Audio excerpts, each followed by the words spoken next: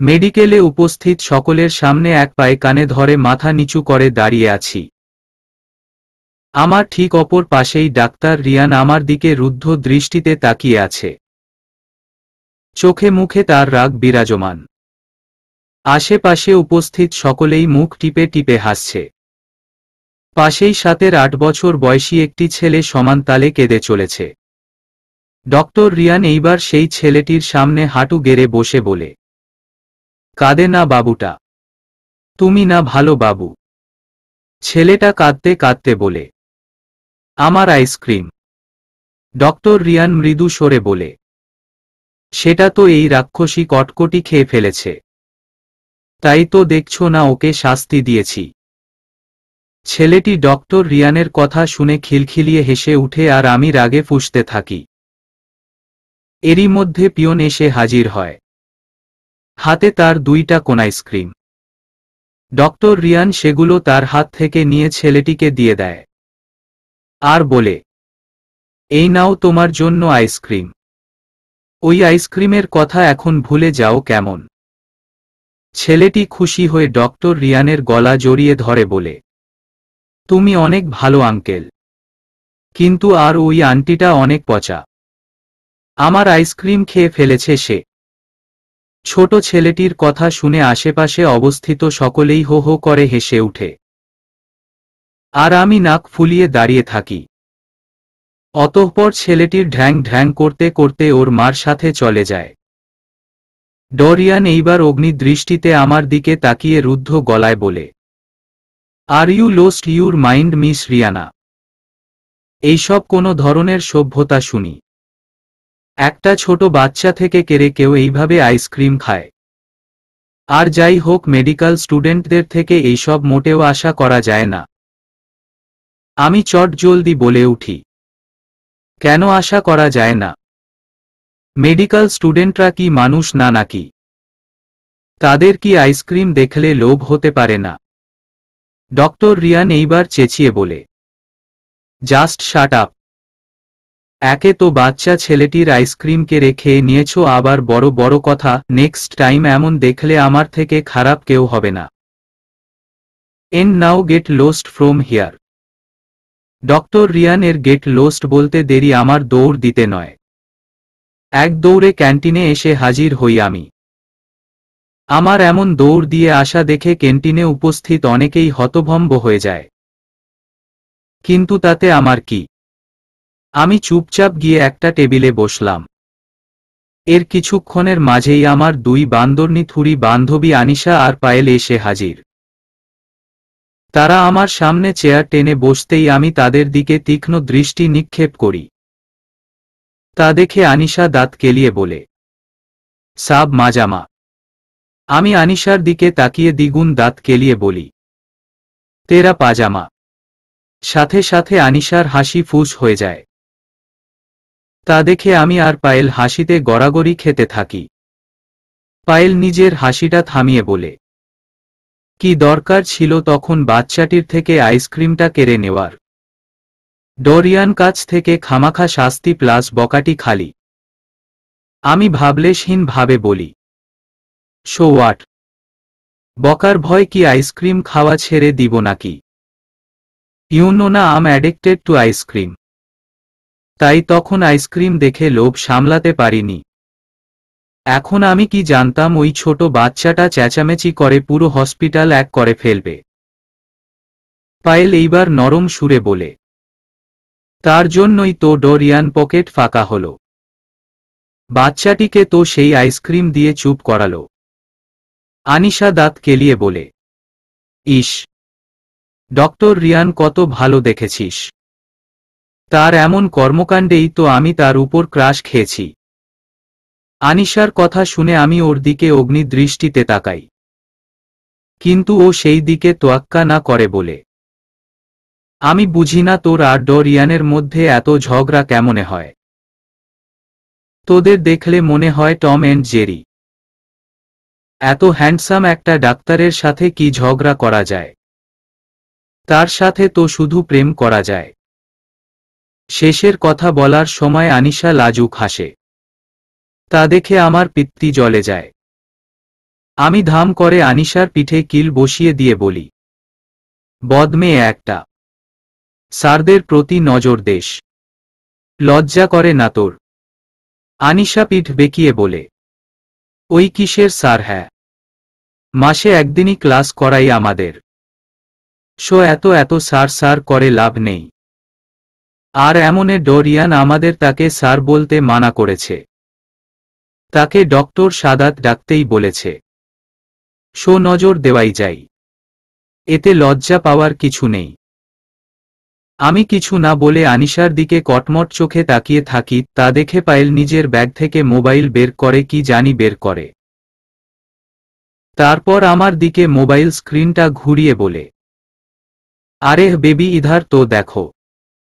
আমি কটমট চোখে মোবাইলে তাকাতেই দেখি আমার তখনকার ছবি, যখন আমি এক পায়ে কানে ধরে দাঁড়িয়েছিলাম। সেটা দেখে আমি দ্রুত মোবাইল নিতে গেলে পায়েল দেয় দৌড়। আমি চেঁচিয়ে বলি, এই মায়া, ফোন দে বলছি। ছবিটা ডিলিট না করলে আজ তোর 10 দিন কি আমার 50 দিন। এই বলে আমিও ওর পিছে ছুটে যাই। রাস্তার পাশে ফুটপাত দাঁড়িয়ে আছি, আশেপাশে কোনো খালি রিকশা নেই। মাথার উপর জ্বলন্ত অগ্নিপিন শটান হয়ে দাঁড়িয়ে আছে আর নিজের তীক্ষ্ণ রশ্মি চারদিকে ছড়িয়ে দিচ্ছে। এই তীক্ষ্ণ রশ্মিকে অন্য ভাষায় বলা যায় কাঠ ফাটা রোদ। কপাল বেয়ে আমার চুয়ে চুয়ে ঘাম পড়ছে। সামনে থাকা ছোট ছোট চুলগুলো ঘামে একদম লেপ্টে গেছে। গায়ে জড়িয়ে থাকা সাদা এপ্রনের পিছনের দিকের বেশ খানিক অংশও হালকা ভিজা। বেশ অনেকক্ষণ ধরে খালি রিকশার অপেক্ষা করছি, কিন্তু আজ যেন খালি রিকশা চোখেই পড়ছে না, যার ফলে ধীরে ধীরে মুখের মধ্যে বিরক্তিকর একটা ভাব ফুটে উঠতে শুরু করেছে। এমন সময় ডোরিয়ান গাড়ি নিয়ে আমার সামনে হাজির হয়। আমার দিকে থাকা লুকিং গ্লাসটা নামিয়ে দিয়ে রুদ্ধ গলায় বলে, গাড়িতে উঠে বসো। আমি কিছুক্ষণ তার দিকে তাকিয়ে থেকে মুখ ফিরিয়ে নিয়ে বলি, আমি আপনার সাথে যাব না। ডোরিয়ান দাঁতে দাঁত চেপে বলে, লাস্ট টাইম জিজ্ঞেস করছি, গাড়িতে উঠবে কিনা?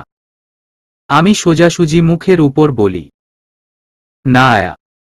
এই বলে হাঁটা ধরলাম। বেশ খানিক দূর আসতেই দেখি ডোরিয়ানের গাড়ি আমার পাশ কাটিয়ে চলে গেল। তা দেখে আমি রাগে ফুঁসতে ফুঁসতে বলি, আস্ত খারুশ একটা। এক তো সকলের সামনে আমাকে শাস্তি দিল, বকা দিল, আবার এখন আমাকেই অ্যাটিটিউড দেখাচ্ছে। আজ বাসায় গিয়ে যদি আন্টিকে বিচার না দিছি তাহলে আমার নামও রিয়ানা না। হুহ। এই বলে সামনে হাঁটা ধরতেই দেখি উল্টো রাস্তা দিয়ে একটা খালি রিকশা আসছে। আমি সেই দিকে তীক্ষ্ণ দৃষ্টিতে তাকিয়ে থাকি। রিকশাটি আমার সামনে এসে দাঁড়িয়ে বলে, আপা কই যাইবেন? আহেন আপনারে দিয়া আহি। আমি তার দিকে কিছুক্ষণ তাকিয়ে থেকে কিছু না বলে উঠে পড়ি। অতঃপর ঠিকানাটা বলে দেই। বিছানায় মুখ ফুলিয়ে বসে আছি। রেনু আন্টি সুন্দর করে আমায় ভাত মেখে খাইয়ে দিচ্ছে। আমি আন্টির দিকে কিছুক্ষণ অপলক দৃষ্টিতে তাকিয়ে থেকে ঠোঁট উল্টিয়ে বলি, তুমি কিন্তু আজকে রিয়ান ভাইকে ইচ্ছা মতো বকা দিবে। সে আমাকে পুরো হসপিটালের সামনে বকেছে। আন্টি মুচকি হেসে বলে, তাই নাকি? আচ্ছা রিয়ান আসুক, ওকে ইচ্ছা মতো বকে দিবনে। আমার মামনিটাকে বকেছে, এত বড় সাহস ওর।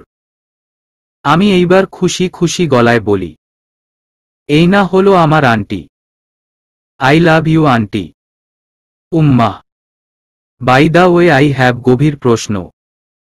আন্টি মিষ্টি হেসে বলে, করে ফেল। আমি কিছুটা ভাবার অভিনয় করে বলি, আচ্ছা রিয়ান ভাই কি আদৌ তোমারই ছেলে? না মানে আমার না সন্দেহ হয়। তুমি এত ভালো সুইট একজন মানুষ আর সে আগুনের গোলা। আস্ত খারুস একটা। রেনু আন্টি তখন হেসে বলে, ছেলেটার রাগ বরাবরই বেশি, তুই তো জানিসই। এইখানে এসেছিস প্রায় 7-8 মাস তো হলই। নিশ্চয়ই বুঝেছিস এর রাগ 7 আসমানে থাকে। আমি তখন মুখ ফুলিয়ে বলি, সত্যি করে বলো তো, একে কুড়িয়ে আনোনি তো? রেনু আন্টি ভাবলেশহীন ভাবে বলে, সত্যি তো কুড়িয়ে আনিনি তো। কথা বলার সাথে সাথে দুইজনে হেসে উঠি। রেনু আন্টি আর আমি অনেক ফ্রি, তাই আমাদের মধ্যে এমন মস্কারা সম্পর্ক বিদ্যমান। রেনু আন্টি আমায় খাইয়ে দিয়ে চলে যা। বেশ কিছুক্ষণ পর আমার ফোনে বাবার কল আসে। আমি ফোন ধরতেই অপর পাশ থেকে মিষ্টি সুরে বাবা বলে উঠে, আমার আম্মুটা কেমন আছে? ভালো আছে তো? আমি তখন ঠোঁটের কোণে মিষ্টি হাসি ঝুলিয়ে বলি, আলহামদুলিল্লাহ আব্বু। তুমি ভালো আছো তো? আব্বু মিষ্টি হাসি হেসে বলে, আলহামদুলিল্লাহ মা। তা সেখানে সবাই ভালো তো? সবাই তো ঠিক মতো খেয়াল রাখতে তো? আমি মিষ্টি হাসি উপহার দিয়ে বলি, সবাই এখানে ভালো আছে আব্বু।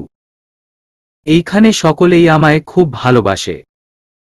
বিশেষ করে রেনু আন্টি নিজের মেয়ের মতোই আদর করে। বুঝতে দেয় না যে আমি তার স্বামীর বন্ধুর মেয়ে। আঙ্কেলও আমার প্রতি বেশ যত্নশীল। আর ওই খারুস থুরি মানে রিয়ান ভাইয়াও ভালোই। আস্ত খারুস একটা, সারাদিন আমায় বকে। মনে মনে কথাটি বললেও মুখে আর বলেনি। আমি আরও বেশ কিছুক্ষণ কথা বলে রেখে দেই। তারপর শটান হয়ে শুয়ে পড়ে লম্বা একটা ঘুম দেওয়ার জন্য প্রস্তুতি নেই। এর মধ্যে বলি, আমি আসলে এইখানে কি করছি? আমি রিয়ানা ইসলাম, বাবা মায়ের একমাত্র মেয়ে। বাবা জাহাজ ব্যবসায়ী আর মা একজন সামাজিক সেবিকা। বাবার কাজের সুবাদে আমি ছোট থেকে বড় হয়েছি চট্টগ্রামে। ছোট থেকেই স্বপ্ন ছিল একজন ডাক্তার হওয়ার, যার জন্য ছোট থেকেই কঠোর পরিশ্রম করে এসেছি ঢাকা মেডিকেলে চান্স পাওয়ার জন্য। আর অবশেষে পেয়েও যাই। কিন্তু সমস্যা হলো ঢাকায় আমার কোনো আত্মীয় নেই বললেই চলে। আর আব্বু আমাকে হোস্টেলে রাখতে কিছুটা আপত্তি করছিলেন। এখনকার হোস্টেলের অবস্থা ও পরিবেশ সম্পর্কে সকলেই কম বেশি জানে। তাই বাবা কিছুটা দুশ্চিন্তায় পড়ে যায় আমার থাকাটা নিয়ে। তখন তার অতি প্রিয় বন্ধুর কথা মনে পড়ে। তার সাথে ভালো যোগাযোগ থাকা সুবাদে বাবা আমার কথা বলাতেই মিনাজ আঙ্কেল নিঃসংকোচে আমায় তার বাসায় থাকার আহ্বান জানান। তার একমাত্র ছেলেও নাকি ঢাকা মেডিকেলে কিছুদিন আগেই ডাক্তার হিসাবে নিয়োগ হয়েছে। আমার জন্য নাকি আরও সুবিধা হয়ে যাবে। আর তাই বাবাও এক কথায় রাজি হয়ে যায়। আর কিছুদিনের মধ্যে আমিও এসে পড়ি এইখানে। আর এইখানে এসেই রিয়ানের সাথে আমার প্রথম দেখা হয়। ছোট থাকতে নাকি রিয়ানের চট্টগ্রামেই ছিলেন। অতঃপর তিনি ক্লাস 4-এ থাকতে পুরো পরিবারসহ ঢাকায় শিফট যাত। তখন আমার বয়স 56 বয়স ছিল, যার জন্য রিয়ানকে আমার একদমই মনে ছিল না, হয়তো তারও না। এইখানে আসার পরই আমাদের নতুন করে পরিচয় হয়। চেয়ারে হাত পা বাঁধা অবস্থায় একটি লোক বসে আছে। মুখ চোখ তার কালো কাপড় দিয়ে বাঁধা। সে ক্রমাগত নড়াচড়া করেই চলেছে। রুমটাতে কেমন গুমোট ভাব ছড়িয়ে আছে। রুমটা জানালাবিহীন হওয়ায় কেমন ভ্যাপসা গন্ধ নাকে এসে বাড়ি খাচ্ছে। মাঝে ঝুলতে থাকা ছোট হলুদ লাইটের আলোয় রুমের মধ্যে থাকা অন্ধকার ভাবটি কিছুটা কমে এসেছে। নিস্তব্ধতা বিরাজমান করছে রুমটির মধ্যে। হুট করে মাঝে মধ্যেই কানে সেই লোকের তীব্র আর্তনাদ ভেসে আসছে। কেননা তাকে যে ক্ষণে ক্ষণে মৃদু পরিমাণে ইলেকট্রনিক শক দেওয়া হচ্ছে। বেশ অনেকক্ষণ যাওয়ার পর একজন তার মুখ খুলে দেয়। অতি হিংস্র চাহনির আগন্তুক এসে সেই লোকটির চুলের মুঠি ধরে বলে, সত্যিটা বলে বেঁচে যাবি। বল সেটা কোথায়? লোকটা মিনতি সুরে বলে, আমি জানি না, আমি কিছু জানি না, ছেড়ে দেন আমায়। কিন্তু লোকটির কথা হয়তো আগন্তুকটির পছন্দ হলো বলে মনে হলো না। সে কাউকে চোখের ইশারা করতেই লোকটি আবার ইলেকট্রনিক শক খায়। সাথে সাথে তার তীব্র আর্তনাদ রুমে কম্পন হতে থাকে। এমন সময় সেই আগন্তুকটি সেই লোকটির চুলের মুঠি ধরে বলে, লাস্ট চান্স দিচ্ছি, বলে দে, তা না হলে কথা বলার মতো অবস্থায় থাকবি না। সেই লোকটি আগের ন্যায় মিনতি সুরেই বলে, আমি কিছু জানি না। আগন্তুকটি এইবার সেই লোকটির মুখটা আবার বেঁধে গিয়ে বলে, তুই যদি কিছু নাই জানিস তাহলে তুই আর আমার কোনো কাজেরই না। বয়েস, জাস্ট ফিনিশ হিম। এই বলে সে পৈশাচিক হাসি হাসে আর সেখান থেকে চলে যায়। আমি ঘুমে একদম আচ্ছন্ন হয়ে আছি। এমন সময় মনে হচ্ছে কেউ আমার দিকে গভীর দৃষ্টিতে তাকিয়ে আছে। প্রথমত তেমন তোয়াক্কা না করলেও ধীরে ধীরে অনুভূতিটা গাঢ় হতে থাকে। সাথে সাথে কেমন জানি অস্বস্তি হতে শুরু করে। অতঃপর আর থাকতে না পেরে হুট করেই আমি লাফ দিয়ে উঠে বসি। পাশে থাকা চেয়ারে কাউরো অবয়ব দেখতে পেয়েই আমি দেই এক চিল্লান, আম্মু, জম্বি ভূত! আমার চিৎকার শোনার সাথে সাথে রিয়ান তার অবস্থান ত্যাগ করে আমার মুখ চেপে ধরেন আর অগ্নি দৃষ্টিতে আমার দিকে তাকায়। আমি রিয়ানকে দেখতে পেয়ে চুপ হয়ে যাই। সে রুদ্ধ গলায় বলে উঠে, লাইক সিরিয়াসলি, আমি জম্বি ভূত? আমাকে তোমার কোনো দিক দিয়ে জম্বি ভূত লাগে? হ্যাঁ। আর এইগুলার যে কোনো অস্তিত্বই নেই তা কি জানো না? এই সেন্স নিয়ে মেডিকেল পড়তে আসছো? Just ridiculous. ভাগিস এখন মা বাসায় নেই, তা না হলে তোমার এমন স্টুপিড চিৎকার শুনে মা হার্ট ফেল করত। রিয়ানের কথা শুনে আমি কটমট চোখে তার দিকে তাকাই। তারপর কিছু না বলে তার হাত এক ঝাড়া দিয়ে সরিয়ে দেই আর রাগে ফুঁসতে ফুঁসতে বলি, আপনি কি এইখানে আমাকে এইসব শোনাতে আসছেন? রিয়ান কিছু না বলে আরামসে চেয়ারে গায়েলে দেয়। অতঃপর এক পায়ের উপর পা তুলে বসে স্থির দৃষ্টিতে আমার দিকে তাকিয়ে থাকে। হুট করে কেশে উঠে মুখ ঘুরিয়ে নেয় সে। আমি তার দিকে কিছুক্ষণ তাকিয়ে থেকে নিজের দিকে তাকাই, অতঃপর পরিস্থিতি বুঝতে পেরে নিজেকে সামলে নেই আর শরীরে থাকা ওড়নাটা ঠিক মতো গায়ে জড়িয়ে নেই। তারপর তার দিকে তাকাই। সে এখনো অন্যদিকে মুখ করে বসে আছে। শ্যামলা বর্ণ গায়ে সাদা শার্টটা একদম ফুটে আছে। কপালে তার বিন্দু বিন্দু ঘাম। ঘামের কারণে শার্টের খানিকটা অংশ শরীরের সাথে একদম লেপ্টে গিয়েছে। চুলগুলো হালকা আগোছালো। বাঁ হাতে একটি ব্ল্যাক চেইনের ঘড়ি। ডান দিকে মুখ করে রাখায় তার বা গালে থাকা ছোট কালো কুচকুচে তিলটি স্পষ্ট ভেসে উঠেছে। জানালার ফাঁক দিয়ে পড়ন্ত বিকেলের লালচে আলো তার উপর পড়ছে। এইতে যেন তার সৌন্দর্য আরো বৃদ্ধি করে দিয়েছে। আমি কিছুক্ষণ তার দিকে স্থির দৃষ্টিতে তাকিয়ে থেকে মুখ ঘুরিয়ে নেই। রিয়ান একটু নড়েচড়ে বসে শান্ত কণ্ঠে বলে, এইসব স্টুপিড জিনিস তো আর নিজ ইচ্ছায় করনি, তা আমি ভালো করেই জানি। হুট করে এত চেঞ্জ আসা কোনো কালেই সম্ভব না। কাহিনী কি শুনি? আমি জিহ্বা দিয়ে ঠোঁট ভিজিয়ে বলি, সেই দিন মেডিকেল থেকে ফেরার সময় রাস্তার পাশে একজন মধ্যবয়স্ক মহিলাকে বসে থাকতে দেখি। সে সবার হাত দেখছিল আর কি জানি বলছিল। হুট করেই আমার মধ্যে কৌতূহল জাগা শুরু করে যে সে এইসব কি করছে। অতঃপর কাছে গিয়ে জানতে পারি সে নাকি যে কোনো মানুষের হাত দেখেই তার অতীত, বর্তমান আর ভবিষ্যৎ বলে দিতে, আর তা নাকি মিলেও যায়। সব শুনে আমার মধ্যে এক এক্সাইটমেন্ট কাজ করছিল, তাই আমিও গিয়ে হাত দেখাই। আর আশ্চর্যজনক ব্যাপার, তার কথার বেশ খানিকটা আমার সাথে মিলে যায়। তো আমি তাকে বিশ্বাস করে নেই। অতঃপর আমি ভবিষ্যৎ নিয়ে কিছু জানতে চেয়েছিলাম, তখন তিনি খারাপ কিছুর ইঙ্গিতই আমায় করেছিলেন, কিন্তু তা বিশ্বাস করিনি আর চলে আসি। আর সেই দিনই এমন কিছু হয় যা আমাকে সেই মহিলার কথাগুলোর উপর বিশ্বাস করতে বাধ্য করে। তখন থেকেই মনের মধ্যে এক অজানা ভয় গেঁথে গিয়েছিলাম। অতঃপর পরের দিন আমি তার কাছে যাই আর এর থেকে বাঁচার উপায় জিজ্ঞেস করি। তখন তিনি আমায় বলেন যে আগামী এক সপ্তাহ উদ্ভট কাজকর্ম করতে হবে, যা আমি জীবনেও করিনি। এমনটা করলেই সব ঠিক হয়ে যাবে। তাই আমি এক কথায় বিশ্বাস করেনি আর এত দিন ধরে এইসব উদ্ভট কাজ করি। যেমন আপনার গেঞ্জি রাস্তার কুকুরকে পরিয়ে দেওয়া, আপনার কফিতে ফ্যান্টা মিশিয়ে দেওয়া, রাত 8টা বাজে গাছের উপর বসে থাকা, আপনাকে রাত 3টায় ফোন করে জাগিয়ে দেওয়া, চকলেট আইসক্রিম কোক একসাথে মিলিয়ে খাওয়া আর আজকে সেই ছোট বাচ্চাটির কাছ থেকে আইসক্রিম কেড়ে খাওয়া। এখন একে ন্যাকামি, পাগলামো আর উদ্ভট কাজ যাই বলেন এইগুলো করেছিলাম। রিয়ান আমার দিকে ছোট ছোট চোখ করে তাকিয়ে বলে, কি এমন ভবিষ্যৎ বাণী করেছিল সে যে তুমি ভয় পেয়ে গিয়েছিলে?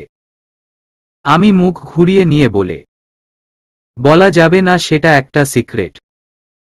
তা আপনার হাতের ঘা কি শুকিয়েছে? ব্যথা করে এখনো? রিয়ান এইবার বিরক্তিকর কণ্ঠে বলে, না, হাতটা এখন বেশ ভালোই আছে। বাই দা ওয়ে, এইভাবে আর কতদিন চলবে শুনি? আমি রিয়ানের দিকে আর চোখে তাকিয়ে বলি, আজকে শেষ দিন। রিয়ান কিছুটা বিরক্তি নিয়ে বলে, মিনিমাম সেন্স থাকলেও মানুষ এমন করে না যা তুমি করেছ। How stupid you can be. তা জ্বালানোর জন্য কি আর কাউকে পেলে না? আমাকেই শেষে চোখে পড়ল। আমি দাঁত কেলিয়ে বলি, আপনি তো আমার সুইট ভাইয়া। আপনাকে জ্বালালেও আপনি আমায় তেমন কিছু বলতেন তা আমি জানি। তাই তো আপনাকে জ্বালিয়েছি বেশি।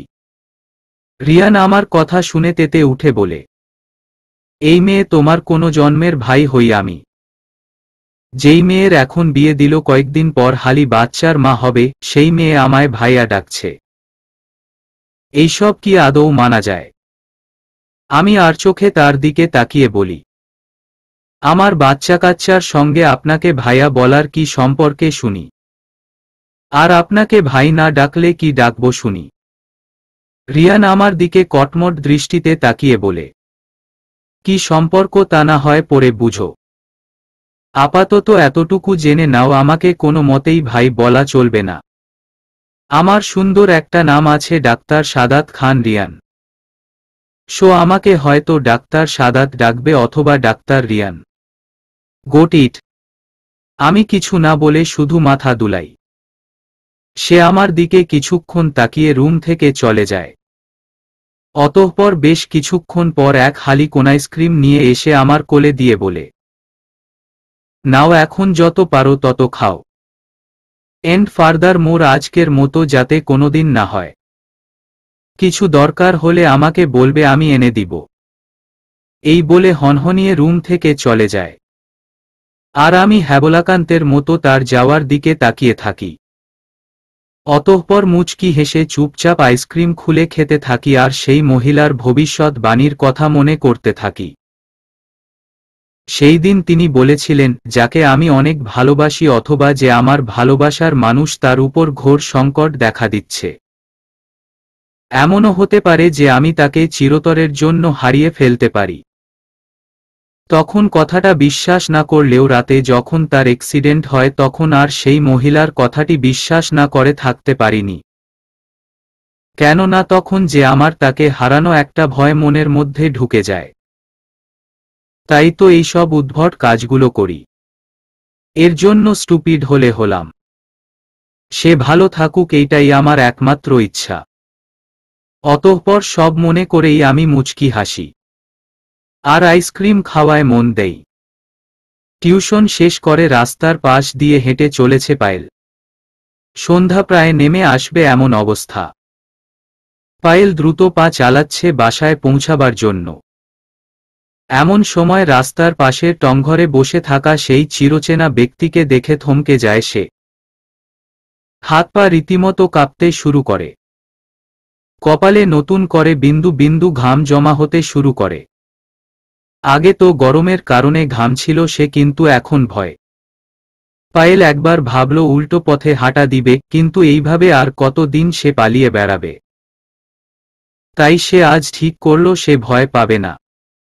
চুপচাপ সেই ব্যক্তিটির পাশ কাটিয়ে চলে যাবে, তো যে ভাবা সেই কাজ। পায়েল দ্রুত পায়ে হাঁটা শুরু করে। চোখের পলকেই সেই টংঘরটি পেরিয়ে আসে। টংঘর থেকে কিছু দূর আসতেই সেই অতি পরিচিত কণ্ঠ তার কানে ভেসে আসে।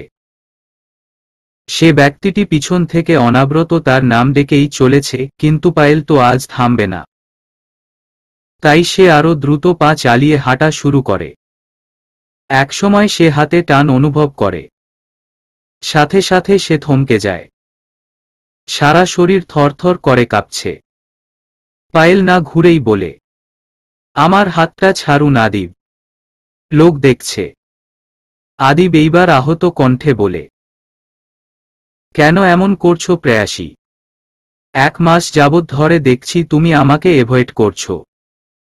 যোগাযোগ করার সকল মাধ্যম বন্ধ করে দিয়েছ। না দেখা করছো আর না কথা বলার সুযোগ দিচ্ছ। আমার দ্বারা কি কোনো ভুল হয়েছে? ভুল হয়ে থাকলে বলো, কি করেছি আমি? একবার তো বলো। পায়েল হাত ঝাড়া দিয়ে বলে, কিছু করেননি আপনি। আদিব কিছুটা মৃদু স্বরে বলে, তাহলে এমন কেন করছো? আমাকে কি এখন আর ভালো লাগে না? পায়েল মুখ ঘুরিয়ে নিয়ে বলে, না লাগে না। একজন মানুষকে তো আর সারা জীবন ভালো লাগতে পারে না, তাই না? আর এইভাবেও আপনার থেকে আমি এখন বোর হয়ে গিয়েছি, তাই আপনাকে এভয়েড করছিলাম। আদিব অবিশ্বাস্য চোখে তাকিয়ে বলে, এইটা তুমি বলছো যে নাকি আমার এক ঝলক দেখার জন্য ছটফট করত? আমার কণ্ঠ যদি একদিন শুনতে না পেত তাহলে কান্না করে চোখ মুখ একদম ফুলিয়ে ফেলত। আমি না খেয়ে থাকলে নিজেও না খেয়ে থাকত। পায়েল চোখ বন্ধ করে বলে, সেই সবই আবেগ ছিল। ছোট বয়সে করা ভুল মাত্র ছিল। আদিব এইবার হালকা চেঁচিয়ে বলে, তুমি বুঝতে পারছো যে তুমি ঠিক কি বলছো? তুমি এতটাও ছোট ছিলে না যে আবেগের বশে এইসব করতে। আমি তোমার চোখে আমার জন্য ভালোবাসা দেখেছি প্রেয়াসী। তুমি কেন আমায় মিথ্যে বলছো? পায়েল সেই আগের ন্যায় মুখ ঘুরিয়ে বলে, আমি কোনো মিথ্যা বলছি না, যা সত্যি তাই বলছি। আর আপনি আমার চোখে যা দেখেছেন তা সবই আবেগ ছিল, ভালোবাসা না। আদিব এইবার রাগে পায়েলের কাঁধ দুটো চেপে ধরে বলে, এই কথাটি আমার চোখে চোখ রেখে বলো যে সেগুলো ভালোবাসা ছিল না, শুধুমাত্র আবেগ ছিল। পায়েল এইবার ছলছল চোখে আদিবের দিকে তাকায়। পায়েল ছলছল করা চোখ দুটো দেখার সাথে সাথে আদিব পায়েলকে ছেড়ে দেয়। পায়েল আর কিছু না বলে দৌড়ে সেখান থেকে চলে যায়। আদিব পিছন থেকে কয়েকবার প্রেয়াসী বলে ডাকার পরও সে থামে না। আদিব সেই দিকে তাকিয়ে এক দীর্ঘ নিঃশ্বাস নিয়ে উল্টো পথে হাঁটা দেয়। আজ তার মন কালো মেঘের আবরণে ঘেরা, কিন্তু এই মেঘ যে বর্ষণের জন্য নয়। পায়েল বাসায় এসেই সোজা রুমে চলে যায়। রুমে গিয়ে দরজা দিয়ে ব্যাগ ছুঁড়ে ফেলে সে বিছানার উপর থাকা বালিশের উপর ঝাঁপিয়ে পড়ে আর মুখ গুজে শুয়ে পড়ে। চোখের অশ্রুমালা দিয়ে বালিশটি ভিজিয়ে দিতে থাকে। মনে মনে বলতে থাকে, আদিব আমার থেকে আপনি যত দূরে থাকবেন ততই আপনি ভালো থাকবেন। আমার সাথে থেকে আপনি কখনো সুখী হতে পারবেন না। আমি জেনে শুনে কিভাবে আপনার খুশি কেড়ে নেই বলুন? ভালোবাসি তো আপনাকে। আপনি হয়তো এখন খুব কষ্ট পাবেন, কিন্তু বিশ্বাস করেন তা সাময়িকের জন্য। একবার আমাকে ভুলে গেলে সব ঠিক হয়ে যাবে। সব। এতটুকু ভেবেই আমার কান্না করতে থাকে সে। তার যে প্রচণ্ড কষ্ট হচ্ছে। বুকের ভিতর যেন কেউ তার রক্তক্ষরণ করছেন। সহ্য হচ্ছে না এই সব তার। কিন্তু তারও যে কিছু করার নেই। তাকে যে এইসব সহ্য করতেই হবে। কেননা ভালোবাসার মানুষটিকে ভালো রাখতে হলে তাকে এই কষ্ট সহ্য করতেই হবে। ভালোবাসা হয়তো এমনই হয়, কেউ যদি ভালোবাসার মধ্যে থাকে তাহলে নিজের উপর শত আঘাত হানা দিলেও সে চুপচাপ তা সয়ে যায়, কিন্তু ভালোবাসার মানুষটির গায়ে একটি আঁচড় যে তার বোধগম্য নয়। সে তো সবসময় চায় তার ভালোবাসার মানুষটি ভালো থাকুক। অন্ধকার এক রুমে মাস্ক পরিধান করা একটি লোক চেয়ারে গা এলিয়ে দিয়ে বসে আছে। বা হাতটা দিয়ে বারবার কপাল চেপে ধরছে, আর ডান হাতটি দিয়ে টেবিলে থাকা পেপার ওয়েট ঘুরাচ্ছে। মাস্কের আড়ালে বেরিয়ে থাকা তার নয়ন দুইটি অসম্ভব লাল। তারই সাথে প্রচণ্ড হিংস্র তার চাহনি, যা যে কাউরো বুক কাঁপিয়ে দেওয়ার জন্য যথেষ্ট। এমন সময় দরজায় হালকা টোকা পড়ে। লোকটি সেই একই অবস্থায় বসে থেকে দরজার ওপারে থাকে মানুষটিকে ভিতরে আসার অনুমতি দেয়। অনুমতি পেয়েই দরজা ঠেলে এক যুবক ছেলে ভিতরে আসে। অতঃপর মাস্ক পরিধান করা লোকটির সামনে দিয়ে মাথা নিচু করে দাঁড়িয়ে থাকে। লোকটি অতি কর্কশ গলায় জিজ্ঞেস করে, এনি নিউজ আসিফ? লোকটির কথা আসিফ নামের যুবকটি একটু নড়েচড়ে উঠে। তারপর কাঁপা কাঁপা গলায় বলে, নো বসো। কথাটি শোনার সাথে সাথে মাস্ক পরিধানকারী লোকটি তার ডান হাতে থাকা পেপার ওয়েটটি আসিফের মাথা বরাবর নিক্ষেপ করে ছুঁড়ে মারে। অন্ধকারের মধ্যেও লোকটির নিশানা ছিল অতি সূক্ষ্ম। পেপার ওয়েটটি আসিফের মাথায় লাগতেই আসিফ ব্যথায় কুঁকড়ে যায়। চাপা আর্তনাদ বেরিয়ে আসে মুখ দিয়ে। কপাল বেয়ে চুয়ে চুয়ে রক্ত পড়তে শুরু করে। এমন সময় সেই লোকটি চেঁচিয়ে বলে, তোর সাহস কিভাবে হলো এই জবাব নিয়ে আমার সামনে দাঁড়ানোর? তুই জানিস না আমি না জিনিসটা একদম সহ্য করতে পারি না।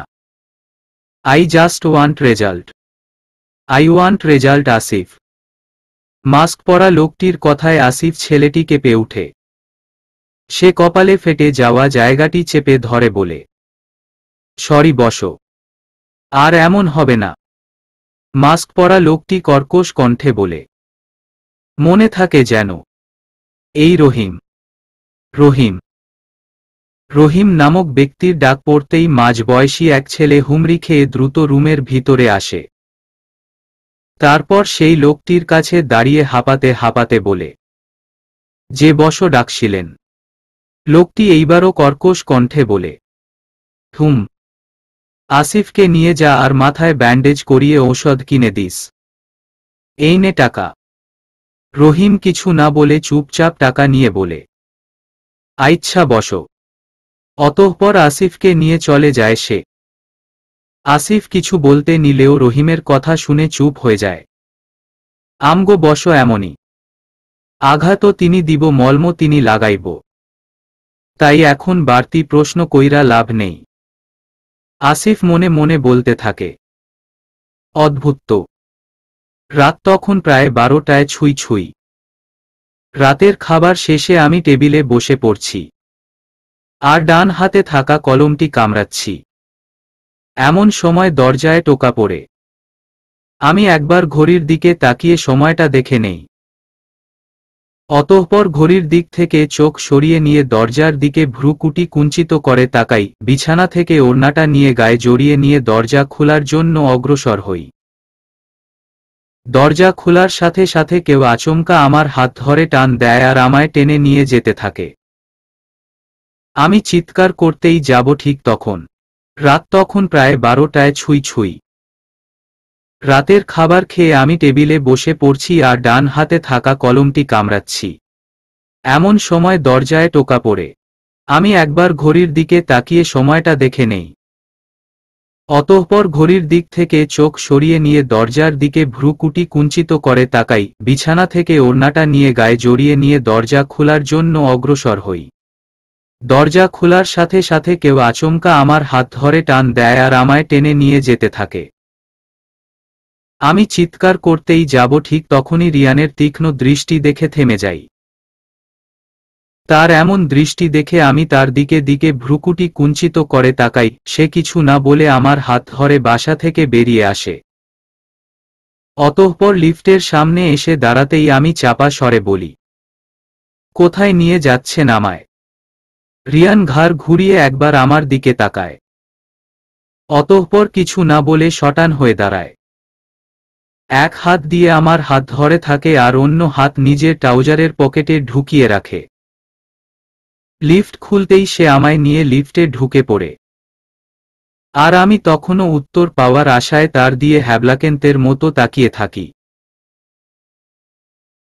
গ্রাউন্ড ফ্লোরে আসতেই সে আমায় তার গাড়ির সামনে নিয়ে যায়। অতঃপর আমায় জোর করে গাড়িতে বসিয়ে দিয়ে নিজে ঘুরে এসে ড্রাইভিং সিটে বসে। আমি এতক্ষণ হ্যাবলাকেন্তের মতো তাকিয়ে থাকলেও এইবার আমি তার দিকে তীক্ষ্ণ দৃষ্টিতে তাকাই। আর রুদ্ধ গলায় বলি, হচ্ছেটা কি এইসব ডাক্তার রিয়ান? এত রাতের বেলায় কোথায় নিয়ে যাচ্ছেন আমায়? রিয়ান কিছুক্ষণ আমার দিকে শান্ত দৃষ্টিতে তাকিয়ে থেকে আমার দিকে একটু ঝুঁকে আসে। তা দেখে আমি মাথাটা একটু পিছিয়ে নেই। তার এমন হুট করে কাছে আসা দেখে কেমন এক অস্বস্তি কাজ করছিল আমার মধ্যে। রিয়ান তা দেখে মৃদু স্বরে বলে, কিডন্যাপ করছি তোমায়। Do you have any problem? এই বলে আমার মুখের উপর হালকা ফু দিয়ে কপালের পড়ে থাকা ছোট ছোট চুলগুলো বাতাসে উড়িয়ে দেন। তার এমন এহেম কাজে আমি পুরো জমে যাই। সারা শরীর বয়ে কেমন এক শিহরণ তৈরি হয়। আমি ছোট ছোট চোখ করে রিয়ানের দিকে তাকিয়ে থাকি। রিয়ান আর কিছু না বলে আমার সিটবেল্টটা লাগিয়ে সরে বসে। রিয়ান সরে যেতেই আমি বড় বড় করে নিঃশ্বাস ফেলি। রিয়ান তা দেখে মুচকি হেসে নিজের সিটবেল্ট বেঁধে গাড়ি স্টার্ট দেয়। গাড়ি চলছে আপন গতিতে। রাস্তাঘাট একদম ফাঁকা। মাঝে মধ্যে দুই একটা গাড়ির আনাগোনা দেখা যাচ্ছে। এরই মধ্যে গায়ে হিমবায়ুর ছোঁয়া পেতেই মনটা একদম জুড়ে যায়। আমি সিটে হেলান দিয়ে বাইরে তাকিয়ে থাকি আর এই নিস্তব্ধ পরিবেশটা উপভোগ করতে থাকি। মাঝে মধ্যে আর চোখে রিয়ানকে দেখতে থাকি। রিয়ান এক ধ্যানে গাড়ি চালাচ্ছে। পরনে তার ব্ল্যাক টি শার্ট আর ব্ল্যাক ট্রাউজার। চুলগুলো এলোমেলো হয়ে কপালে এসে ঘাপটি মেরে বসে আছে। হালকা গোলাপি ঠোঁটের কোণে মুচকি হাসি। শ্যামবর্ণের হওয়া সত্ত্বেও বাম গালে থাকা কুচকুচে কালো তিলটা একদম স্পষ্ট ভেসে উঠেছে। মুখ ভর্তি এক অদ্ভুত মায়া। আমি রিয়ানের দিকে আর চোখে তাকিয়ে থেকে মনে মনে বলি, আগে শুনতাম শুধু ফর্সা ছেলেরাই নাকি নজরকাড়া সৌন্দর্য বহন করে, কিন্তু এই ছেলে তো দেখছি শ্যামবর্ণের হয়েও সেই সব বিলাইতো থেকে টপকানো ধলা বিলাইদের হার মানাবে। এর অ্যাটিটিউডের আগুনেই তো সব পানি।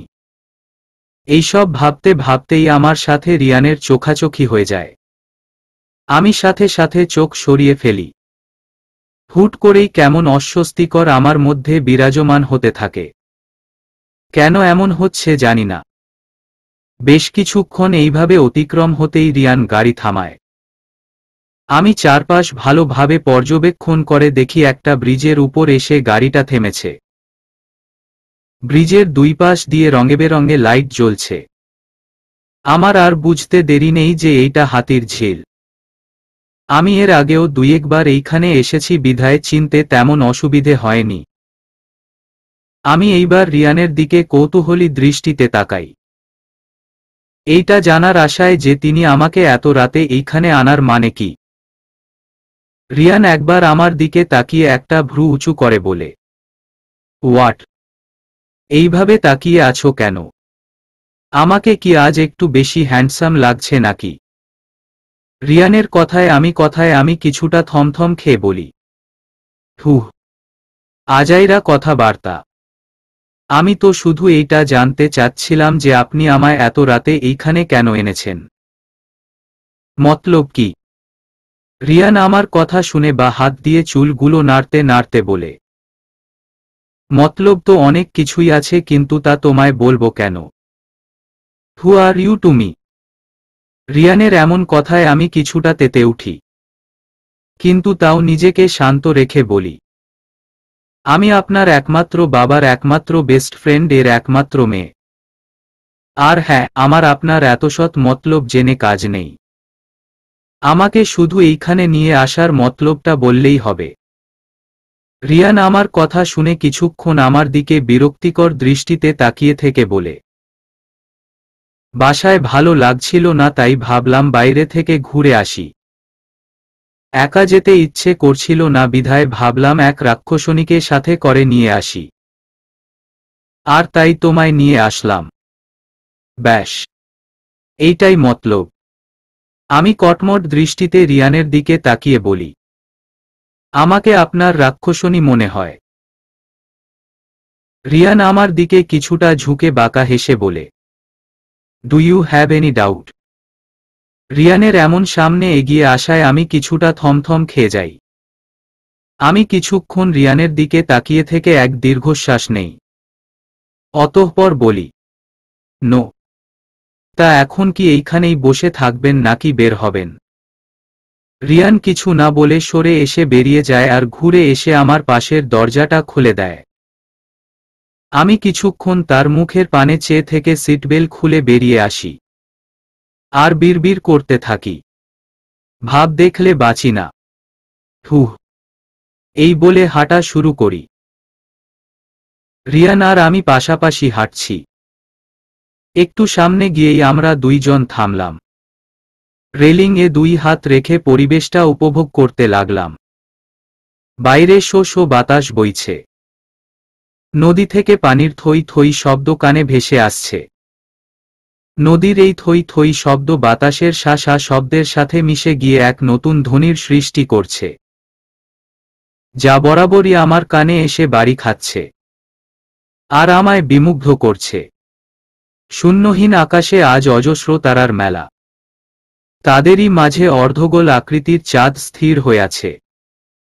নিস্তব্ধ রাত্রিতে এমন একটি পরিবেশ উপভোগ করতে পারব ভাবতেই পারিনি। হুট করে মনের মধ্যে প্রশান্তির হাওয়া বইতে শুরু করে। আমি কিছুক্ষণ চোখ বন্ধ করে পরিবেশটা উপভোগ করি। চোখ খুলে পাশে তাকাতেই দেখি রিয়ান আমার দিকে তাকিয়ে আছে। গভীর তার চাহনি। তা দেখার সাথে সাথে আমার ভ্রুকুটি কুঞ্চিত হয়ে আসে। সে হুট করেই আমার চুলের ব্যান্ডটা খুলে দেয় আর আমি হা হয়ে তার দিকে তাকিয়ে থাকি। সে আমার ব্যান্ডটা পকেটে গুজে একটা ভাব নিয়ে বলে, এতক্ষণ পেতনি পেতনি লাগছিল, এখন একদম পারফেক্ট রাক্ষসনী লাগছে। Huh, you should thank me for this. আমি কিছুক্ষণ কটমট দৃষ্টিতে তার দিকে তাকাই। আমি দাঁতে দাঁত চেপে বলি, আপনি? রিয়ান তার এক ভ্রু উঁচু করে বলে, আমি কি? আমি কিছু না বলে চোখ সরিয়ে নেই। জানি একে বলে কাজ নেই, তাই ছোট করে বলি, আস্ত খারুশ একটা। রিয়ান বাঁকা হেসে বলে, আই নো। এতটুকু বলে আমি হাত দিয়ে চুলগুলো একপাশে এনে ঠিক করে নেই।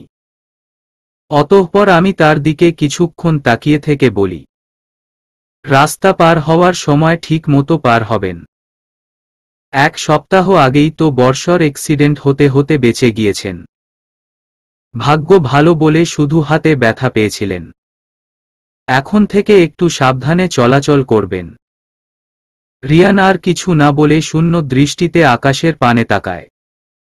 তা দেখে আমি এক দীর্ঘ নিঃশ্বাস নিয়ে দূর আকাশের দিকে তাকাই। দুইজনেই পরিবেশটা উপভোগ করি। অতঃপর রাত 2টার দিকে আমরা ফিরে আসি। মেডিকেলের ক্যান্টিনে বসে আছি, সাথে আনিশা আর পায়েলও। পায়েল মাথা নিচু করে বসে আছে আর আমি ও আনিশা মুখ গম্ভীর করে বসে আছি। তিনজনের মাঝেই পিন পিন নীরবতা। এই নীরবতা পেরিয়ে আনিশা বলে উঠি, পায়েল, তুই কেন আদিব ভাইকে এইভাবে অ্যাভয়েড করছিস?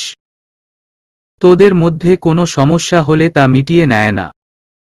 এইভাবে খামাখা আদিব ভাইয়াকে কষ্ট দেওয়ার মানে নি। পায়েল বেশি কিছু না বলে ছোট করে বলে, আমাদের মধ্যে কোনো সমস্যা হয়নি। আমি পায়েলের দিকে সূক্ষ্ম দৃষ্টিতে তাকাই। অতঃপর ওর দিকে প্রশ্ন ছুঁড়ে মারি, কোনো সমস্যা নেই তো সমস্যা কোথায়? এইসবের মানে কি? পায়েল এইবার সোজাসাপটা ভাবে উত্তর দেয়, আমার এখন তাকে ভালো লাগে না, তাই তাকে অ্যাভয়েড করছি। আর এইভাবেও আমি কালকে তাকে সব ক্লিয়ারলি বলেছি। এখন সে যদি না বুঝতে চায় তাহলে আমি কি করব? আমি অবিশ্বাস্য চোখে তাকিয়ে বলি, তুই বলছিস যে তোর এখন আদিব ভাইকে ভালো লাগে না? Like seriously? তুই বলবি আমরাও ঢ্যাং ঢ্যাং করে তা মেনে নিব? আমরা নিজ চোখে দেখেছি আদিব ভাইয়ের প্রতি তোর করা প্রত্যেকটা পাগলামিগুলো। তার প্রতি তোর অসীম ভালোবাসা, সেগুলো আর যাই হোক মিথ্যে ছিল না। পায়েল সব শুনে শক্ত গলায় বলে, সব আবেগ ছিল। আবেগের বশে মানুষ কি না করে। আমিও করেছি। What is the big deal? Adib, শুধুই আমার ভালো লাগা ছিল, ভালোবাসা নয়। আনিশা এইবার কিছুটা চেঁচিয়ে বলে। এইটা তুই এখন বলছিস? আগে বুঝিস নি এইসব? ভুলে যাস না আদিব ভাই তোর কাছে ভালোবাসার দাবি নিয়ে আসেনি, বরং তুই তার কাছে ভালোবাসার দাবি নিয়ে গিয়েছিলি। ভাইয়া তো কোনো কালে তোর প্রতি ফুটবল ছিল না। তুই বাধ্য করেছিস তাকে ফুটবল হতে। তোর ভালোবাসা বাধ্য করেছিল তাকে। আর আজ যখন ছেলেটা তোকে পাগলে মতো ভালোবাসে, তুই সেই সময় ওকে ডিচ করছিস। তুই এইটা কিভাবে করতে পারলি? কাল যদি ভাইয়া ফোন করে না বলতো তাহলে হয়তো জানতেই পারতাম না তুই যে এমন কিছুও করতে পারিস। আমি কোনো মতে আনিশাকে শান্ত করে বলে, পায়েল প্লিজ আমাদের খুলে বল কি হয়েছে। তুই না বললে আমরা বুঝব কিভাবে? আমি জানি আদিব ভাইয়া তোর কোনো মোহ বা ভালো লাগা না, বরং তোর ভালোবাসা। তুই কেন করছিস এইসব বল প্লিজ। পায়েল এইবার নরম চোখে তাকিয়ে বলে, যা হচ্ছে ভালোর জন্যই হচ্ছে। তাই যেটা যেভাবে চলছে সেইভাবে চলতে দে। এতেই সবার মঙ্গল। তোদের ফ্রেন্ডশিপ রাখতে মন চাইলে রাখবি অথবা না। পুরো সিদ্ধান্তই তোদের উপর। যদি ফ্রেন্ডশিপটা রাখিস তাহলে প্লিজ আর এই বিষয় বস্তুটি নিয়ে আর কথা উঠাবি না। এইটা আমার রিকোয়েস্ট। এখন ক্লাস আছে, আমি আসি। এই বলে পায়েল ব্যাগ নিয়ে কোনো মতে সেখান থেকে দৌড়ে পালায়। আমি আর আনিশা হতভম্ব হয়ে ওর যাওয়ার দিকে তাকিয়ে থাকি। পায়েল যাওয়ার সময় ওর চোখের কোণে যে পানি চিকচিক করছিল তা আমার চোখ এড়ায়নি। পায়েল যে খুব বড় কিছু লুকাচ্ছে তা নিশ্চিত, কিন্তু তা কি সেটাই বুঝে উঠতে পারছি না। অতঃপর সব ভেবে দীর্ঘ নিঃশ্বাস নেই। আমি আর আনিশাও ব্যাগ গুছিয়ে ক্লাসে যাওয়ার জন্য অগ্রসর হই। ডাক্তার রিয়ানের কেবিনে বসে আছি আর তার অপেক্ষা করছি। ক্লাস শেষে যখন বেরুতে নিব তখন পিয়ন এসে আমায় জানায় যে ডাক্তার রিয়ান নাকি আমায় ডেকে পাঠিয়েছে। আমিও কথা না বাড়িয়ে এসে পড়ি। কিন্তু এখন বিরক্ত লাগছে। কেন 20 মিনিট ধরে তার কেবিনে বসে আছি অথচ তার কোনো খোঁজ খবরই নেই। আজব তো, এই মানুষ সবসময়ই এমন করে। সকলের বেলায় পাংচুয়াল হলেও আমার বেলায় সব ফুস। সাদে কি আর খারুশ বলি। হুহ। বসে থাকতে বেশ বিরক্তি লাগছিল বিধায় আমি কেবিনটা ঘুরে ঘুরে দেখতে থাকি। বেশ পরিপাটি আর সুন্দর তার কেবিনটি। আমি তার টেবিলের সামনে এসে ফাইলগুলো নেড়েচেড়ে দেখছি। এমন সময় নিচের ড্রয়ারের দিকে আমার নজর যায়। একটা ফটোফ্রেমের কিছুটা অংশ বেরিয়ে আছে। ছবিটা সম্ভবত কোনো মেয়ের। কেননা যে অংশ বেরিয়ে আছে তাতে কোনো এক মেয়ের শাড়ির নিচের দিকটা দেখা যাচ্ছে। তা দেখার কৌতূহল জাগে। আমি ড্রয়ার টান দিতে যাব এমন সময় ডাক্তার রিয়ান কেবিনে একটা ফাইল দেখতে দেখতে আসে। দরজা খোলার আওয়াজে আমি সামনে তাকাই। ডাক্তার রিয়ানকে দেখার সাথে সাথে আমি শটান হয়ে দাঁড়িয়ে যাই। রিয়ান ফাইল থেকে নজর সরিয়ে নিয়ে সামনে তাকাতেই আমাকে দেখতে পায়। আমি কিছু না বলে মিষ্টি একটা হাসি উপহার দেই। তা দেখে ডাক্তার রিয়ান ভ্রুকুটি আড়াআড়ি ভাবে কুঞ্চিত করে তাকায়। এই হাসির মানে বুঝার চেষ্টা করে। অতঃপর আমায় কিছু না বলে নিজের চেয়ার টেনে বসে। আমি সাইডে সরে এসে তার অপর পাশে বসি। তিনি কিছুক্ষণ ফাইল দেখে আমার দিকে তাকায়। অতঃপর আমায় কিছু বলতে যাবে তার আগেই আমার ফোন বেজে ওঠে। আমি ফোন বের করতেই স্ক্রিনে বেবি নামটা ভেসে আসে। সাথে সাথে আমার ঠোঁটের কোণে মিষ্টি হাসি ফুটে ওঠে। গাড়ি চলছে আপনগতিতে। আমি চুপচাপ বসে আছি। পাশেই ডাক্তার রিয়ান মুখে গাম্ভীর্য ভাব এনে বসে আছে। চোখ তার হালকা লাল। বেশ দ্রুত গতিতেই গাড়ি চালাচ্ছে সে। বুঝাই যাচ্ছে কোনো কারণে বেশ রেগে আছে। কিন্তু তা কি আমি জানি না। আমি আগের ঘটনা মনের করার চেষ্টা করছি যে আমি কোনো ভুল করেছি কিনা। বিশেষ করে কেবিনে থাকাকালীন সময়টার কথা ভাবছি। রিয়ান যখন আমায় কিছু বলতে নিবে তখনই আমার ফোন বেজে ওঠে। আমি ফোন বের করতেই স্ক্রিনে বেবি নামটা ভেসে আসে। সাথে সাথে আমার ঠোঁটের কোণে মিষ্টি হাসি ফুটে ওঠে। আমি ফোন উঠাতে যাব ঠিক তখনই ডাক্তার রিয়ানের কথা মনে পড়ে।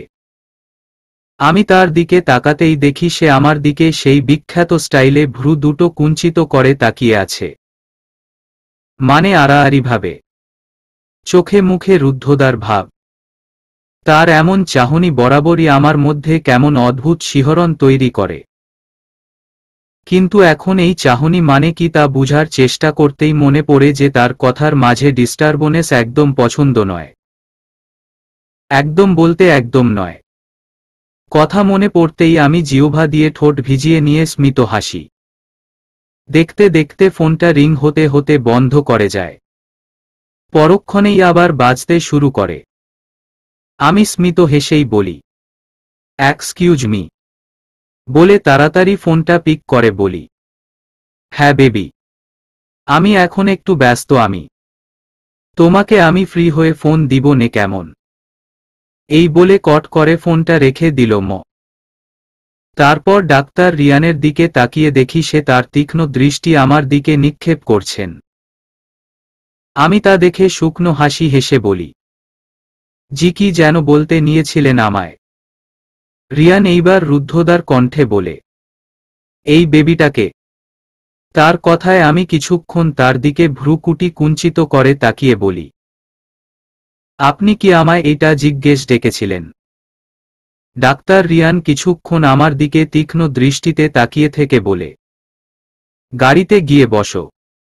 আমি কথাটা বুঝতে না পেরে বলি, কি? ডাক্তার রিয়ান এইবার টেবিলে বাড়ি দিয়ে হালকা চেঁচিয়ে বলে, I said get into the car immediately, no more words. তার এহেম কাণ্ডে আমি ভয়ে কুঁকড়ে উঠি। কিছু না বলে ব্যাগ নিয়ে এক দৌড়ে তার কেবিন থেকে বেরিয়ে এসে সোজা পার্কিং এরিয়াতে এসে দম নেই। অতঃপর চুপচাপ গাড়িতে এসে বসে পড়ি। গাড়ির লক খোলা ছিল বিধায় কোনো ঝামেলা পোহাতে হয়নি। একটু পর রিয়ান এসে গাড়ি স্টার্ট দেয়। মুখে তার গম্ভীর্যভাব স্পষ্ট। হঠাৎ হার্ড ব্রেক পোড়ায় আমি সামনের দিকে ঝুঁকে পড়ি। আর ভাবনার জগৎ থেকে বেরিয়ে আসি। সিটবেল্ট বাঁধার কারণ মাথায় কোনো ব্যথা পাইনি। আশেপাশে তাকিয়ে দেখি বাসায় এসে পড়েছি। আমি ডাক্তার রিয়ানকে কিছু বলতে যাব তার আগেই সে গাড়ি থেকে নেমে যায় আর সজোরে দরজাটা লাগিয়ে দেয়। বড় বড় পা ফেলে দ্রুত গতিতে ভিতরে চলে যায়। আমি হ্যাবলাকেন্তের মতো তার যাওয়ার দিকে তাকিয়ে থাকি। এই প্রথম তিনি আমার জন্য দরজা না খুলে একা একা হেঁটেই চলে যাচ্ছেন। আমি এইবার দ্রুত সিটবেল্ট খুলে তার পিছে পিছে ছুটে যায়। তিনি লিফটের দরজা বন্ধ করতেই নিচ্ছিল তার আগেই আমি টুস করে লিফটে ঢুকে পড়ি। তিনি একবার ঘাড় ঘুরিয়ে আমাকে দেখে নিয়ে মুখ ঘুরিয়ে নেয়। অতঃপর লিফটের দরজা বন্ধ হতেই সে দুই পকেটে হাত ঢুকিয়ে শটান হয়ে দাঁড়িয়ে থাকে। আমি বারবার তাকে আর চোখে দেখতে থাকি। লিফট ৯ নাম্বার ফ্লোরে এসে খুলে যায় আর ডাক্তার রিয়ান দ্রুত পায়ে বেরিয়ে যায়। আমিও তার পিছে পিছে ছুটি। তিনি অনাব্রত কলিং বেল বাজিয়েই চলেছে। দম নেওয়ারও সময় দিচ্ছেন না। এতক্ষণ তার মুখে গাম্ভীর্য ভাব ফুটে উঠলেও এখন রাগান্বিত ভাবটি ফুটে উঠেছে। রেনু আন্টি দরজা খুলতেই ডাক্তার রিয়ান জুতা খুলে হনহনিয়ে ভিতরে ঢুকে পড়ে আর হালকা চেঁচিয়ে বলে, দরজা খুলতে এতক্ষণ লাগে? রেনু আন্টি নিজের আঁচলে হাত মুছতে মুছতে বলে, রান্নাঘরে ছিলাম, আসতে সময় লাগে না বুঝি? ডাক্তার রিয়ান এক রাশ বিরক্তি নিয়ে গলা খেকিয়ে বলে, মা আমি এখন নিজের রুমে যাচ্ছি। ফ্রেশ হয়ে এখন ঘুমামো। ৩ ঘন্টার আগে যাতে আমায় কেউ ডিস্টার্ব না করে। Mind it. কাউকে আর কিছু বলতে না দিতে যে দ্রুত পায়ে নিজের রুমে চলে যায় আর খুব বিকট শব্দ করে দরজা লাগিয়ে দেয়। আমি আর রেনু আন্টি দুইজনের মুখ চাওয়াচাওয়ি করতে থাকি। অতঃপর দুজনই দীর্ঘ নিঃশ্বাস নিয়ে যার যার মতো চলে যায়। বালিশে মুখ গুজে শুয়ে আছে পায়েল। ডান পাশে পাশে পড়ে থাকা একটা ফাইলের দিকে এক ধ্যানে তাকিয়ে আছে সে। চোখের কোণে দিয়ে অবাধ্য অশ্রুগুলো গড়িয়ে পড়ছে। বুকের ভিতরটায় কেমন চিনচিন ব্যথা অনুভব করছে সে। বাসায় আসার পথে আজ আবার আদিবের সাথে দেখা হয়েছিল, কিন্তু পায়েল আদিবকে দেখেও না দেখার ভ্যান করে পাশ কাটিয়ে চলে আসে। আদিব ওর সাথে কথা বলার আপ্রাণ চেষ্টা করলেও সে কথা বলেনি, বরং দুই একটা তিক্ত মাখা কথা শুনিয়ে দিয়েছে সে। আদিব বারবার পায়েলের এমন করার কারণ জানতে চেয়েছে, কিন্তু পায়েল উত্তর দেয়নি। আদিবকে ইগনোর করে সে রিকশায় চড়ে এসে পড়েছে। কিন্তু এখন তার যে বড্ড কষ্ট হচ্ছে। বাইরে দিয়ে পায়েল যতই শক্ত দেখাক না কেন, ভিতর দিয়ে সে একদম ভেঙে পড়েছে। এমন সময় পায়েল তার মাথায় কাউরো কোমল স্পর্শ অনুভব করে। পায়েল মাথা তুলে তাকিয়ে ওর মাকে দেখতে পায়। মাকে দেখার সাথে সাথে পায়েল উঠে বসে মাকে জড়িয়ে ধরে আর ফুপিয়ে কান্না করে উঠে। অস্পষ্ট সুরে বলতে থাকে, মা আমি আর পারছি না, বড্ড কষ্ট হচ্ছে আমার মা, বড্ড। মরে যাব আমি মা, মরে যাব। পায়েলের মা সাহেলা বেগম পায়েলের পিঠে হাত বুলাতে বুলাতে বলে, তুই সব বলে দে না মা, তুই এমন কেন করছিস তা আদিবকে জানিয়ে দিলই তো পারিস। পায়েল মাথা তুলে সাহেলা বেগমের দিকে কিছুটা চেঁচিয়ে বলে, কি বলবো আমি তাকে মা, কি বলবো? যে আমি কখনো মা হতে পারবো না, তাকে কখনো বাবা ডাকটি শোনার সুখটি দিতে পারবো না। তোমার কি মনে হয় এটা শোনার পর আদিব আমায় ছেড়ে দিবে? একদম না, সে বরং আমাকে এইভাবেই অ্যাকসেপ্ট করে নিবে। আমাকে সে খুশি খুশি আপন করে নিবে। এতটুকু আমি তাকে চিনি, বড্ড ভালোবাসে যে সে আমায়। কিন্তু আমি তো চাই না, কেননা তিনি আমায় মেনে নিলেও তার মনে আমার জন্য কোথাও না কোথাও করুণা কাজ করবে, আর আমি সেই করুণা চাই না। করুণার পাত্রী হতে চাই না আমি মা। আর তার চেয়েও বড় কথা, তিনি আমায় নিয়ে কখনো সুখী হতে পারবে না। তাকে আমার জন্য লাঞ্ছিত হতে হবে তার পরিবারের কাছে, তার আত্মীয়স্বজনদের কাছে, সমাজের কাছে। এই সমাজ যতই উন্নতির চূড়ান্ত পর্যায়ে চলে যাক না কেন, এদের চিন্তাভাবনা সেই আগের ন্যায় থেকে যাবে। এই সমাজে একজন বন্ধ্যা, বিধবা, ডিভোর্সি, স্বামী অথবা বাবার পরিচয়হীন কোনো নারীর কোনো জায়গায় নেই। সমাজ এখনো মেয়েদের সেই নিম্ন শ্রেণীর জীবী মনে করে। এর মুখ্য কারণ কি জানো? আমাদের সমাজ পুরুষতান্ত্রিক। এই সমাজে একজন পুরুষ একজন নারীকে ছাড়া অলজ না, বরং একজন নারী একজন পুরুষকে ছাড়া অচল। এই সমাজের কথা না হয় বাদই দিল মমা, আমি নিজেই বা কিভাবে নিজের ভালোবাসার মানুষকে কষ্টে দেখতে পারি, জেনে শুনে তার সকল সুখ কেড়ে নিতে পারি বলো? এতটুকু বলেই পায়েল আবার কেঁদে দেয়। সাহেলা বেগম তার মেয়েকে বুকে জড়িয়ে নেয়। মেয়েটা যে পুরোপুরি ভেঙে পড়েছে তা তিনি জানেন, কিন্তু সে যে চেয়েও কিছু করতে পারছেন না। সান্ত্বনা দেওয়ার মতো ভাষা নেই তার। সবকিছু জেনে শুনেও সে কিছু করতে পারছে না। নিজের মেয়ের কষ্ট লাঘব করতে আজ সে ব্যর্থ। তিনি তো আদিব আর পায়েলের সম্পর্কে জানতেন এবং মেয়ের খুশির কথা ভেবে তা মেনেও নিয়েছিল। কিন্তু এক তিক্ত সত্য যে সব তছনছ করে দিল, যার ফলস্বরূপ হাস্যোজ্জ্বল থাকা মেয়েটা আজ পুরো ভেঙে দিল। পায়েলের বাবা মারা যাওয়ার পর ছেলে আর মেয়েকে একা হাতে বড় করে সে। কখনো ছেলে আর মেয়েকে কষ্ট পেতে দেননি তিনি। চাওয়ার আগেই সব জিনিস এনে হাজির করেছেন। এই নিষ্ঠুর সমাজের বাস্তবতার সাথে কখনো তাদের সাক্ষাৎ হতে দেননি তিনি। কিন্তু আজ নিজের মেয়ে এর সাথে লড়াই করছে। একজন মা হয়ে এইসব কিভাবে মেনে নিবেন তিনি? মন যে তার মেয়ের জন্য প্রতিবারই কাঁদে। সব ভেবে তিনি এক দীর্ঘ শ্বাস নেন। অতঃপর পায়েলের মাথা নিজের কোলে নিয়ে বিলি কেটে দিতে থাকে। এই আশায় পায়েলকে একটু ঘুম পাড়াতে পারলে ও একটু শান্তি পাবে। রুমে বসে বই পড়ছি। এমন সময় আন্টি রুমে এসে বলে, মামনি কি করছো? তুমি কি একটু ব্যস্ত? আমি বইয়ের দিক থেকে চোখ সরিয়ে আন্টির দিকে তাকিয়ে ছোট একটা হাসি উপহার দিয়ে বলি, না আন্টি, আমি ব্যস্ত নই। সময় কাটছিল না বিধায় বই পড়ছিলাম। আন্টি হয়তো আমার উত্তরে কিছুটা খুশি হয়েছে, তা তার চেহারা দেখেই বোঝা যাচ্ছে। আন্টি একটু আহ্লাদি সুরে বলে, আমার একটা কাজ করে দিতে পারবা? আমি হালকা হেসে বলি, বলো কি কাজ? আন্টি বলে, আমরা এখন একটু ব্যাংকের কাজে বাইরে যেতে হবে। তাই বলছিলাম কি তুমি একটু গিয়ে দেখবে রিয়ান কি করছে। 4 ঘন্টা তো হলে হসপিটাল থেকে এসেছে, এখনো কিছু খায়নি। খাবারগুলো একটু গরম, ওকে একটু ডেকে এনে খাইয়ে দিও তো। আমি শুকনো গলায় বলি, আমি।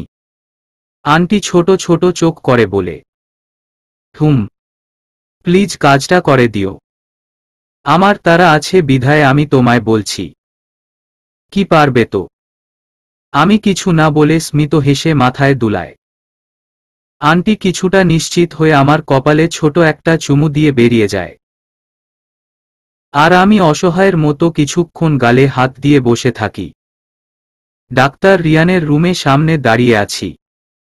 দরজার মধ্যে একটা বোর্ড ঝুলানো, যার মধ্যে বড় বড় অক্ষরে লিখা no one is allowed to gain seat.